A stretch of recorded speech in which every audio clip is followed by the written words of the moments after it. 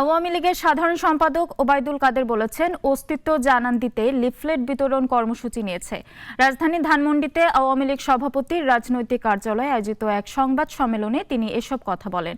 তিনি মন্তব্য করেন, টিকে থাকতে দলটি এখন ভারত বিরোধিতা ছেড়ে মধ্যম পন্থা নিচ্ছে। কাদের বলেন, দেশে গণতন্ত্রের কোনো ঘাটতি নেই।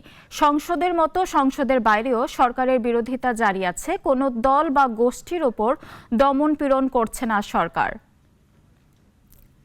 বিএনপি ভারত বিরোধিতার বিষয়টি তারা পুনর্বিবেচনা করে দেখছে, বিরোধিতা না করে মধ্যপন্থা অবলম্বন করা যায় কি না।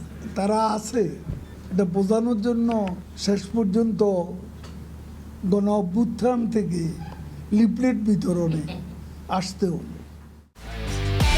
একমাত্র ওয়ালটন এসি দিচ্ছে 1 বছরের রিপ্লেসমেন্ট গ্যারান্টি এবং কম্প্রেসারের 10 বছরের গ্যারান্টি।